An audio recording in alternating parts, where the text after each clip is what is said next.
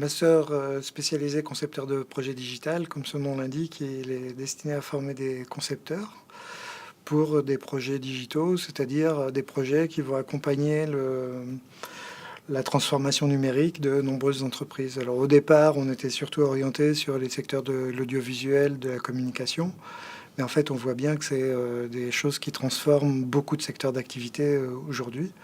Donc ils vont toucher de plus en plus de secteurs, qui ont déjà touché le domaine du livre, mais le domaine de la formation, et qui peu à peu touchent tout un tas de domaines.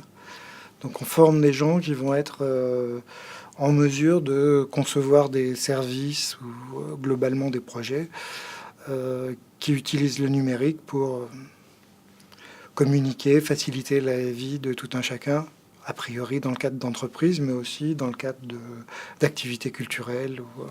Bon, on fait exprès de prendre un public très varié, c'est-à-dire qu'on a des gens qui viennent de formation technique, on a des gens qui viennent du marketing, des gens qui viennent de la communication.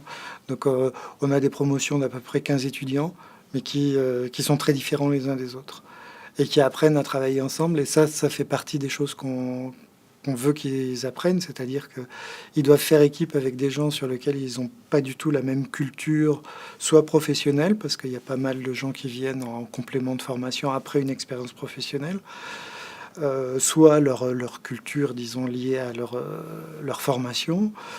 Ils ont des cultures très différentes et ils font des projets ensemble. Alors, ils apprennent à le faire parce que c'est pas toujours facile, hein. Ils ont des points de vue et des approches sur les projets qui peuvent être très différentes, en particulier des points de vue sur ce qui est essentiel dans le projet ou sur les priorités dans la réalisation, des choses comme ça. Et ils apprennent à le faire ensemble, à s'organiser, à se caler, etc. Ça déjà, ça les transforme, quoi. Ils n'ont pas forcément eu l'occasion de se frotter à cette diversité. Or, cette diversité-là, elle est au cœur de nos métiers, quoi. On a des informaticiens, des graphistes, des communicants, des marketeurs qui doivent travailler ensemble pour faire aboutir un projet global. Et bon, ils apprennent aussi à apprendre, parce qu'on est aussi dans des métiers où, sans arrêt, on ignore des choses. Il faut trouver ce qu'on va devoir apprendre pour mener à bien un projet, et puis l'apprendre, ou trouver les bonnes personnes. Mais voilà, c'est un ensemble de choses qui sont pas immédiates et qu'on apprend à faire. Au cœur de tout, il y a la gestion de projet qui irrigue un peu toutes les activités qu'on va faire.